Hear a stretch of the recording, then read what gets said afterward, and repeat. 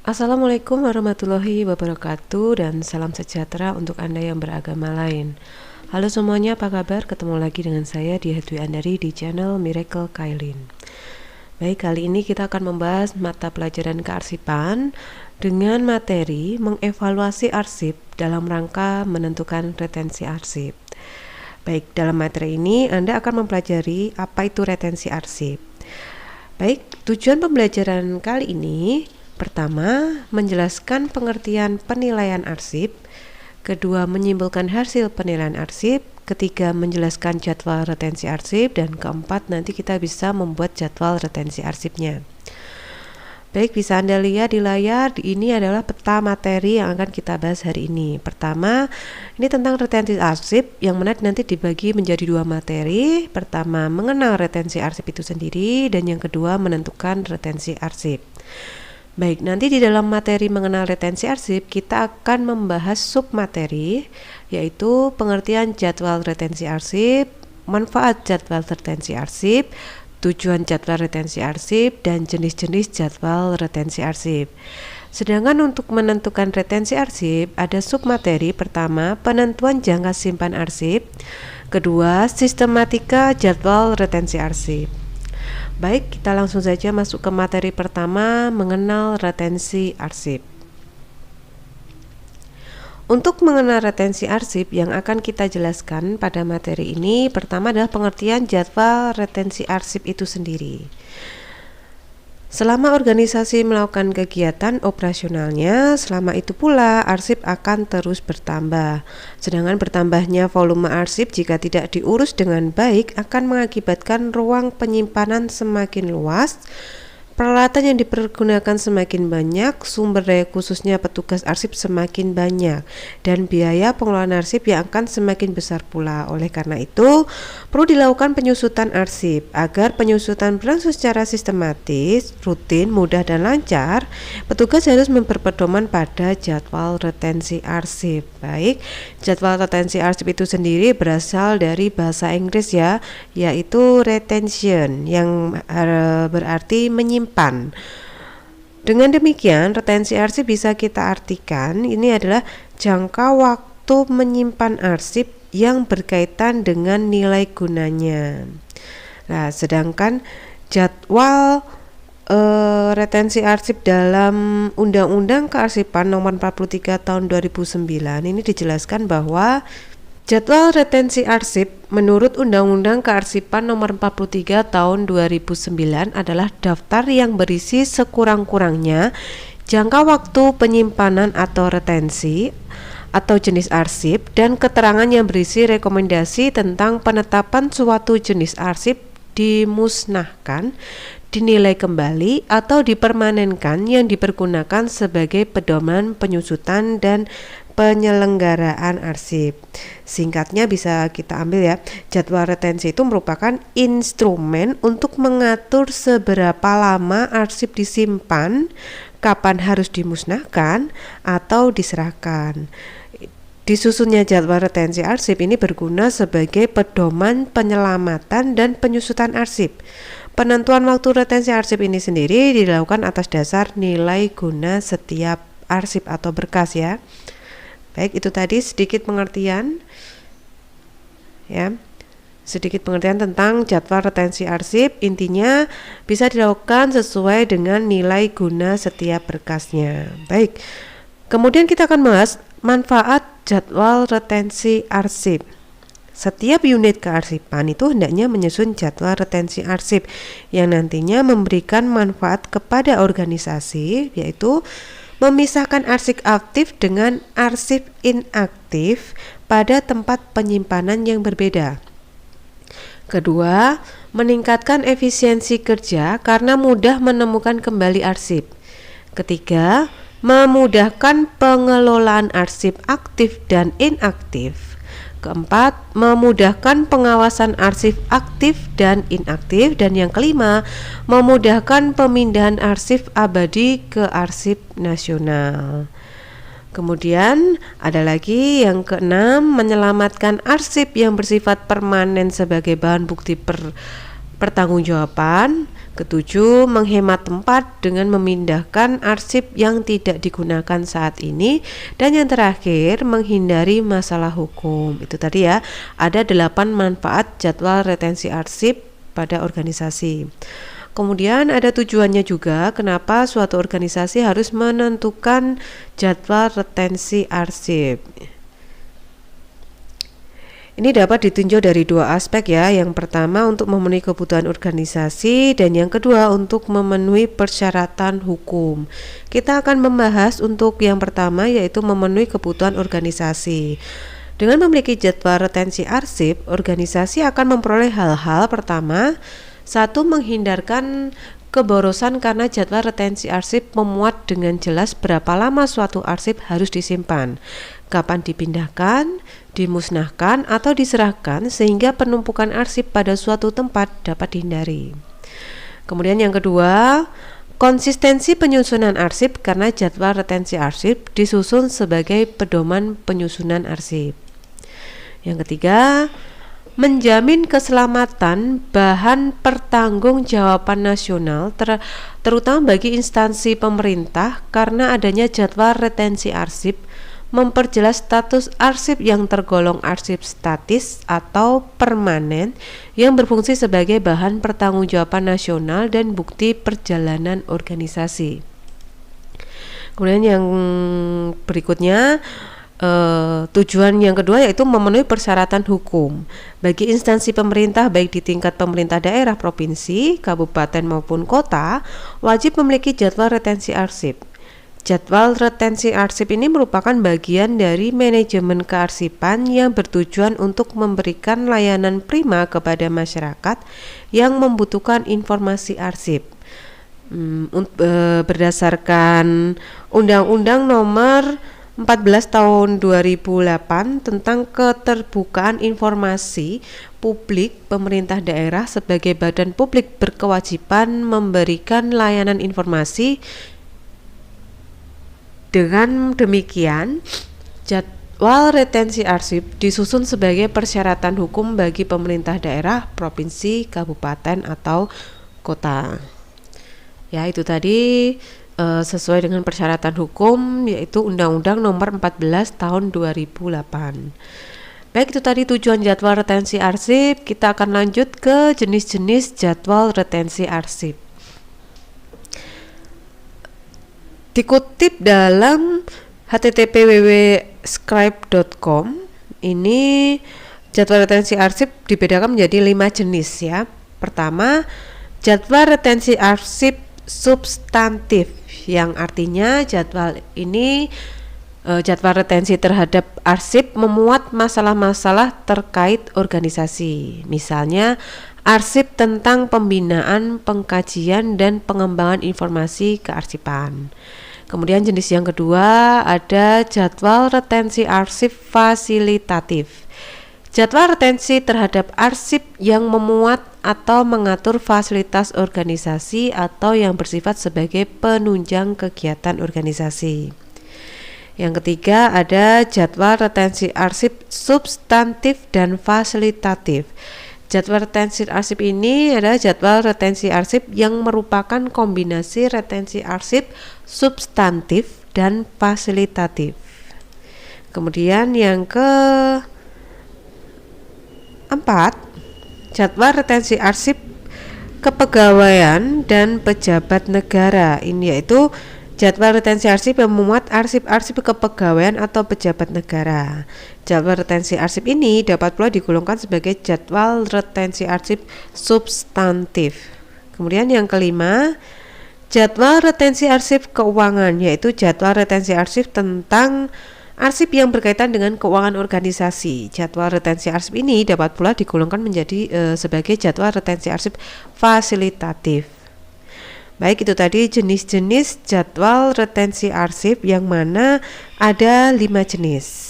Pertama tadi jadwal retensi arsip substantif, kedua jadwal retensi arsip fasilitatif, ketiga jadwal retensi arsip substantif dan fasilitatif, keempat jadwal retensi arsip kepegawaian dan pejabat negara, dan yang terakhir jadwal retensi arsip keuangan. Baik, itu tadi materi tentang jadwal retensi arsip. Kemudian kita akan lanjut ke menentukan retensi arsip, materi kedua ya. Baik, dalam hal ini kita akan membahas penentuan jangka simpan arsip ya. Seperti diketahui bahwa jadwal retensi memuat tentang jangka waktu penyimpanan arsip. Penentuan jangka penyimpanan arsip ini didasar pada penilaian arsip khusus nilai guna yang melekat pada kepentingan operasional arsip yang bersangkutan. Penilaian arsip itu sendiri adalah proses menentukan jangka waktu simpan dan nasib akhir arsip dilihat dari aspek fungsi dan substansi informasinya serta karakteristik fisik atau nilai instruksinya yang dilakukan melalui langkah-langkah teknik pengaturan secara sistematis dalam unit informasi. Hal ini telah dijabarkan pada keputusan Kepala Arsip Nasional Republik Indonesia nomor 07 tahun 2001 tentang pedoman penilaian arsip bagi instansi pemerintah, badan usaha dan swasta. Tujuan penilaian arsip itu sendiri adalah untuk menentukan jangka waktu arsip, menentukan arsip yang akan dimusnahkan setelah tidak bernilai guna lagi, menentukan arsip permanen yang akan ditetapkan bernilai permanen bagi lembaga penciptanya atau arsip vital ya, dan menentukan arsip yang akan diserahkan ke ANRI sebagai arsip statis. Kemudian selain pengertian tujuannya, kita harus tahu konsep yang mendasari penilaian arsip itu sendiri adalah nilai guna arsip. Perlu Anda ketahui ya, nilai guna tersebut ditentukan oleh pengguna arsip sejak arsip tersebut diciptakan, baik oleh instansi penciptanya maupun oleh negara, sehingga dilakukan pemisahan antara nilai guna primer dengan nilai guna sekunder. Kemudian kita bisa tahu penjelasan mengenai nilai guna primer maupun nilai guna sekunder dalam keputusan Kepala Arsip Nasional Republik Indonesia nomor 7 tahun 2001 terkait dengan nilai guna primer. Baik, nilai guna primer itu sendiri adalah nilai arsip yang didasarkan pada kegunaan dilihat dari kepentingan instansi atau perusahaan pencipta arsip dan mencakup nilai guna administrasi, nilai guna hukum, nilai guna keuangan, nilai guna ilmiah, dan teknologi. Dengan kata lain, mencakup tanggung jawab kedinasan, tanggung jawab kewenangan, tanggung jawab keuangan, dan tanggung jawab intelektual. Bisa Anda ketahui di sini nilai guna arsip secara primer ini bisa dibagi menjadi beberapa, ada 4 ya. Pertama, nilai guna administratif atau administrasi ya.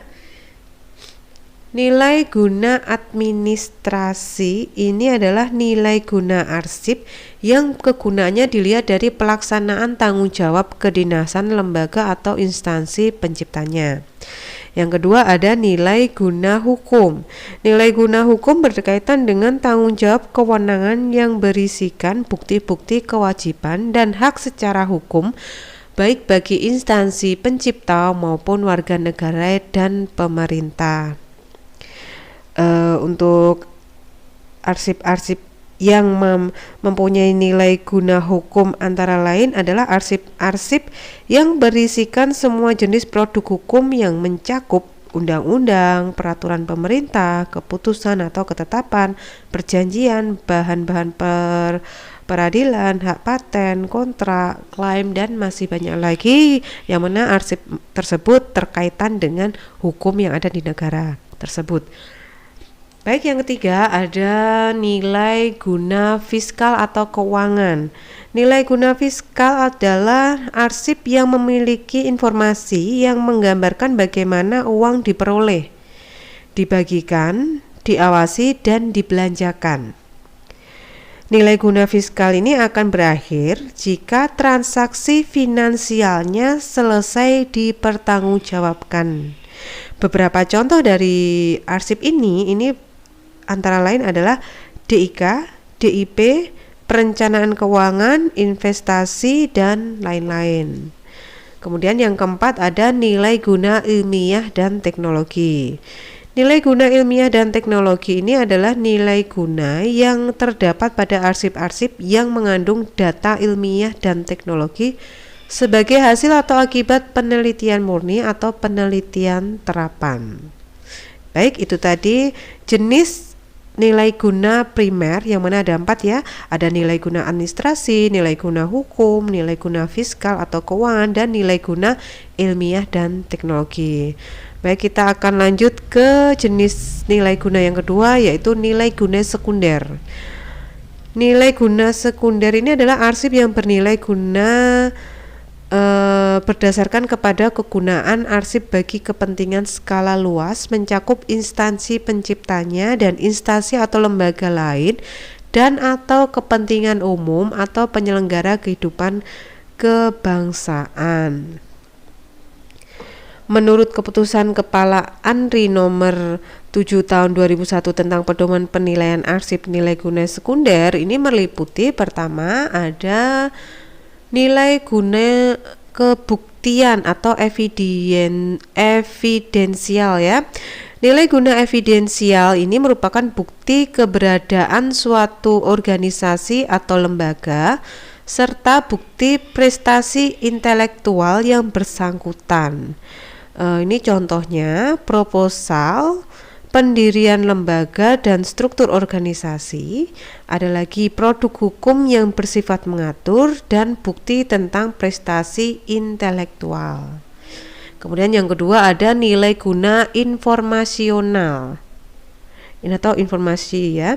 Nilai guna informasional ini dilihat dari isi informasi yang terkandung dalam arsip itu bagi kegunaan berbagai kepentingan penelitian dan kesejahteraan, yaitu informasi mengenai orang, tempat, benda, fenomena, masalah, dan sejenisnya yang terkait dengan peristiwa atau kasus yang bermakna nasional. Contohnya di sini adalah arsip tentang kegiatan lembaga atau organisasi seperti arsip pemilihan umum di lembaga tersebut, arsip tentang fenomena, misalnya arsip penanggulangan pengangguran dan tindak kejahatan di Indonesia. Kemudian ada krisis moneter dan bencana alam. Itu contoh dari arsip nilai guna informasional.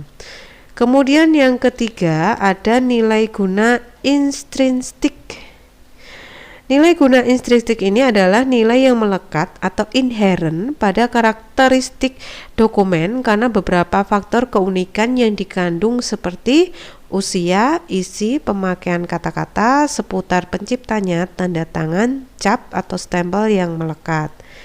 Secara umum, kriteria yang sering dipergunakan untuk menilai arsip adalah sistem penilaian Alfred ya. Untuk penilaian arsip sini menggunakan sistem penilaian Alfred: administrative value, legal value, financial value, research value, education value, dan documentary value. Nilai ini berkisar antara 0 sampai 100 dihitung berdasarkan jumlah presentasi dari keenam komponennya. Kemudian, arsip yang telah dinilai dapat dibedakan menjadi 4 golongan arsip, yaitu pertama ada arsip vital. Arsip vital presentasi nilainya 90 sampai 100. Dalam arsip vital ini arsip yang penting bagi kelangsungan aktivitas bisnis dan tidak dapat digantikan kembali bila mana dimusnahkan. Arsip ini tidak boleh dipindahkan atau dimusnahkan dan disimpan selamanya. Contohnya akta pendirian perusahaan, sertifikat tanah, surat izin usaha, dan lain-lain terkait dengan arsip-arsip yang sangat penting bagi organisasi atau lembaga. Kemudian yang kedua ada arsip penting. Arsip penting ini berkisar nilainya antara 50 sampai 89. Arsip ini melengkapi bisnis rutin dan dapat digantikan dengan biaya tinggi dan lama. Arsip ini disimpan di file aktif selama 5 tahun dan file inaktif selama 20 sampai 25 tahun. Contoh dari arsip penting ini adalah bukti-bukti keuangan perusahaan. Kemudian yang ketiga ada arsip berguna dengan persentase nilainya 10 sampai 49. Arsip yang berguna sementara dan dapat digantikan dengan biaya rendah. Arsip ini disimpan di file aktif selama 2 tahun dan file inaktif selama 10 tahun. Contoh dari arsip berguna ini adalah laporan tahunan, neraca, dan masih banyak lagi ya. Kemudian yang keempat ada arsip tidak berguna dengan persentase nilai 0 sampai 9. Arsip ini arsip yang dapat dimusnahkan sesudah dipakai sementara. Arsip ini paling lama disimpan selama 3 bulan di file aktif. Contoh arsip itu sendiri ada undangan rapat. Nah, dari uraian yang sudah saya jelaskan mengenai penilaian arsip guna menentukan jangka simpan arsip, penentuan jangka simpan arsip secara umum menurut Sauki Hadiwardoyo yang dikutip dari http://bapersip.jatimprof.go.id/image artikel merumuskan jadwal retensi arsip PDF ya, dan dapat dilihat dengan langkah-langkah. Pertama, mengidentifikasi seri arsip yang dihasilkan oleh unit-unit kerja dalam struktur organisasi instansi yang bersangkutan. Kedua, perhatikan aspek hukum yang melekat pada setiap arsip. Teliti produk hukum jenis mana yang mengikat keberadaan arsip seperti undang-undang kearsipan, ketentuan operasional instansi atau produk hukum lainnya. Kemudian yang ketiga, cermati nilai guna dokumen pada setiap seri arsip. Keempat, cermati apakah arsip yang telah habis nilai guna operasional atau arsip primer ya, ini tersebut masih memiliki nilai guna sekunder atau tanggung jawab kebangsaan atau nasional. Bila terdapat salah satu unsur dalam nilai sekunder, maka harus diberi disposisi permanen, harus dilestarikan ya. Bila seri arsip yang sama namun kadang-kadang ada yang bernilai guna sekunder dan kadang-kadang tidak, ini harus diberi disposisi nilai kembali. Kemudian yang kelima, dalam hal sesuatu seri arsip perlu dinilai kembali, dapat ditempuh dengan memberikan jangka simpan 10 tahun atau lebih tanpa memberi tanda apapun dalam kolom keterangan karena secara otomatis tunduk pada ketentuan PP nomor 34/1979. Kemudian yang keenam, bila keberadaan arsip hanya berguna bila melekat pada benda atau barangnya, harus diberi disposisi vital, dan untuk arsip yang sudah tidak bernilai sekunder harus disposisi musnah. Kemudian yang ketujuh, arsip tertentu yang karena pertimbangan sejarah keberadaannya atau yang karena karakteristik fisiknya yang khas harus diberikan nilai guna permanen. Dan yang terakhir, tuangkan hasil penilaian atas substansi informasi setiap seri arsip dan fungsinya dalam menjamin akuntabilitas kegiatan administrasi instansi dalam kolom jadwal retensi arsip, sehingga terlihat berbagai jenis arsip lengkap dengan informasi kapan suatu arsip harus dipertahankan masing-masing sebagai arsip aktif, arsip inaktif, keterangan mengenai nasib akhirnya. Baik, itu tadi ada 8 langkah penilaian arsip ya menurut Sauki Hadiwardoyo yang dikutip di bapersip.jatimprof.go.id. Baik, kemudian kita harus mengetahui, setelah kita mempelajari tentang langkah-langkah penilaian arsip, kita akan mengetahui sistematis jadwal arsip. Suatu jadwal retensi arsip ini minimal memuat 3 hal, yaitu jenis arsip. Jenis arsip itu kita sering dengan seri arsip ya. Kemudian yang kedua, jangka simpan arsip. Jangka simpan arsip ini dapat dibuat 2 kolom arsip aktif dan arsip inaktif. Kemudian ada keterangan, diisi keterangan mengenai nasib akhir dari setiap arsip. Ini sedikit contoh, sumbernya dari jdih.kemendikbud.go.id/arsip/permendikbud nomor tahun 2016 ya. Ini saya mengambil contoh dari salinan lampiran Peraturan Menteri Pendidikan dan Kebudayaan nomor 43 tahun 2016 tentang jadwal retensi arsip substansi dan fasilitatif di lingkungan Kementerian Pendidikan dan Kebudayaan. Di sini jadwal retensi arsip Kementerian Pendidikan dan Kebudayaan. Pertama, masalah fasilitatif. Ada nomor, jenis arsip atau jenis seri arsip, jangka waktu simpan, aktif inaktif, keterangan. Baik, kita akan langsung membuka aja file PDF-nya tentang jadwal retensi arsipnya. Baik, ini salinan ya Peraturan Menteri Pendidikan dan Kebudayaan Republik Indonesia nomor 45 tahun 2016 tentang jadwal retensi arsip substantif dan fasilitatif di lingkungan Kementerian Pendidikan dan Kebudayaan. Di sini dijabarkan mulai dari pendahuluan, ada pasal-pasal. Di sini pasal 1 jadwal retensi arsip ini pengertiannya ya. Di sini terisi sampai dengan pasal 4. Peraturan Menteri ini mulai berlaku pada tanggal diundangkan. Ini diundangkan mulai pada tanggal 24 Agustus 2016 ya. Ditandatangani oleh Menteri Pendidikan pada tahun tersebut yaitu Muhajirin Effendi. Baik, di sini Anda bisa lihat lampirannya. Ini salah satu contoh jadwal retensi arsip di Kementerian Pendidikan ya. Pertama ada masalah fasilitatif ya. Sudah saya jelaskan tadi, kolomnya terdiri dari nomor, jenis arsip atau seri arsip, kemudian ada jangka waktu simpan, aktif dan inaktif, dan keterangan. Akan saya ambil contoh beberapa. Pertama ini ada PR Perencanaan dan Pengembangan. Di sini ada kebijakan tahunan Kemendikbud, ada rumusan bahan kebijakan Kemendikbud, aktif 1 tahun setelah diperbaharui, inaktifnya selama 4 tahun, keterangannya permanen. Kemudian yang kedua ada Renstra Kemendikbud, aktif 1 tahun setelah diperbaharui, inaktifnya 4 tahun dan sifatnya adalah permanen.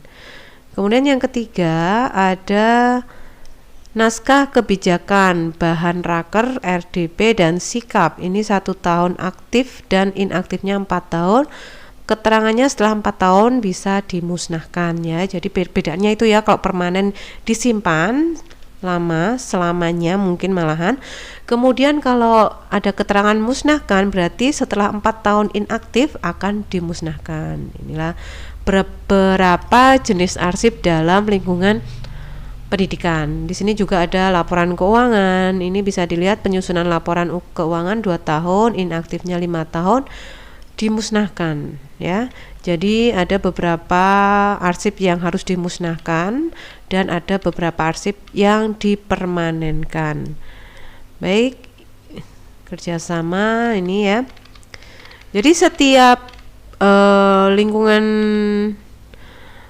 kepemerintahan itu pasti punya jadwal retensi arsip masing-masing ya. Seperti ini ada cuti tahunan, cuti sakit, cuti besar, bersalin, alasan penting, di luar tanggung negara. Ini berlakunya hanya 1 tahun, inaktifnya kosong. Sedangkan untuk cuti di luar tanggungan negara ini 2 setelah masa cuti berakhir, dan semua setelah masa aktifnya selesai arsip ini akan dimusnahkan ya. Ini sedikit contoh dari saya tentang jadwal retensi arsip dalam Kementerian Pendidikan. Baik, itu tadi sedikit penjelasan saya tentang retensi arsip.